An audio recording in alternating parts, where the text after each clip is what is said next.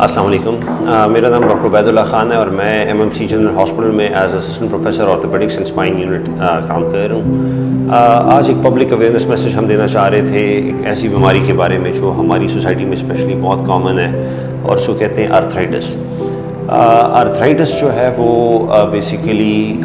جوڑوں کے گھس جانے کو کہتے ہیں۔ اس کی مختلف اقسام ہیں۔ آرتھرائٹس یا تو عمر کے ساتھ ساتھ جوڑ گھس رہے ہوتے ہیں، استعمال کے ساتھ آپ کے جوڑ خراب ہو رہے ہوتے ہیں، اس کو کہتے ہیں آسٹیو آرتھرائٹس۔ ایک اور قسم ہے جو عمر کے لحاظ سے اس کا کوئی تعلق نہیں ہے عمر کے ساتھ، وہ بدقسمتی سے ینگ پیشنٹس میں اسپیشلی خواتین میں زیادہ کامن ہے، اور اس کو کہتے ہیں رومیٹوئڈ آرتھرائٹس، اور اردو میں عام الفاظ میں ہم اس کو گھنٹیاں کہتے ہیں۔ ایک تیسری قسم جو ہے وہ انفیکشن کی وجہ سے ہوتا ہے۔ آپ کے اگر کسی بھی جوڑ میں انفیکشن ہو، ریشہ پڑ جائے اور اس کا بر وقت علاج نہ کیا جائے، اس کی صفائی نہ کی جائے، تو وہ آخر میں الٹیمیٹلی آرتھرائٹس ڈیولپ کر لیتا ہے۔ ایک اور جو ہے وہ ٹرومیٹک آرتھرائٹس اس کو کہتے ہیں۔ اگر فار ایگزامپل آپ کا کوئی بھی جوڑ فریکچر ہو جائے، کسی ٹراما میں کسی چوٹ لگنے کی وجہ سے آپ کی ہڈی فریکچر ہو جائے جوڑ کے حصے میں، تو اس کے بعد آرتھرائٹس ڈیولپ ہو سکتا ہے۔ رومیٹوئڈ آرتھرائٹس جو ہے وہ چونکہ کم عمر لوگوں میں زیادہ کامن ہے اور وہ شروع ہو جاتا ہے، اس کی کچھ خاص علامات ہیں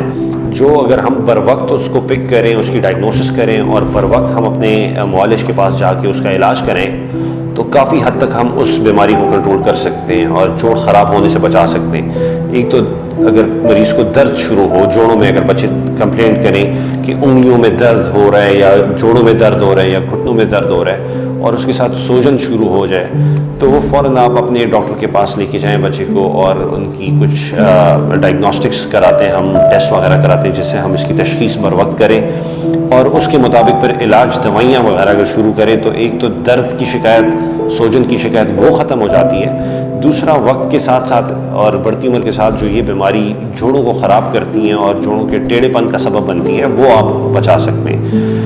آسٹیو آرتھرائٹس ہمارے پاس بزرگ لوگ 50، 40، 45، 50 سال کی عمر کے بعد مریض ہمارے پاس آتے ہیں جوڑوں کے دردوں کے ساتھ، اور بدقسمتی سے ایسے سٹیج میں آتے ہیں کہ پھر ہمارے پاس جوڑ تبدیل کرنے کے علاوہ کوئی آپریشن یا کوئی آپشن ہمارے پاس اویلیبل نہیں ہوتا۔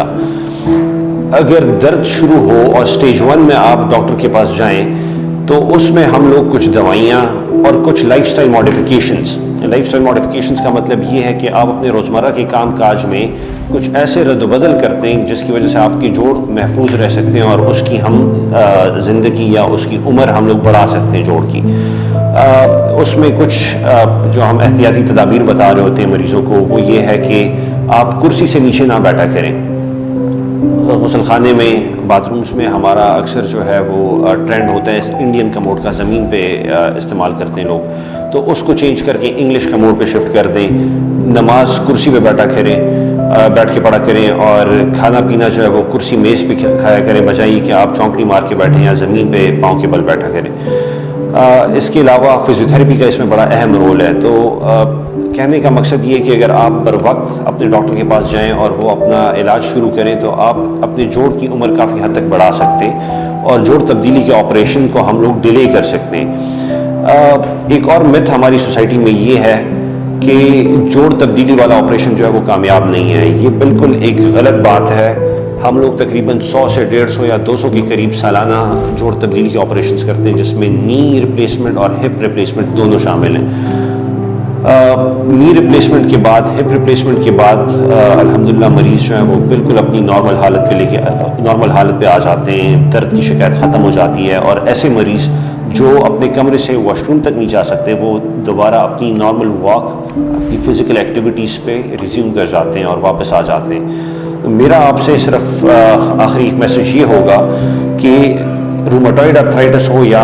آسٹیو آرتھرائٹس ہو، دونوں کنڈیشنز میں بر وقت اپنے ڈاکٹر کے پاس جایا کریں اور وہاں پہ علاج شروع کروایا کریں۔ اس سے آپ اپنی زندگی کافی حد تک بہتر بنا سکتے ہیں، آپ کی بیماری کو سلو ڈاؤن کر سکتے ہیں آسٹیو آرتھرائٹس کے کیس میں، یا رومیٹوئڈ آرتھرائٹس کے کیس میں آپ اس کا علاج کر کے اپنی جوڑوں کو ٹیڑھا ہونے سے یا اپنی جوڑوں کو بالکل گھسنے سے بچا سکتے ہیں۔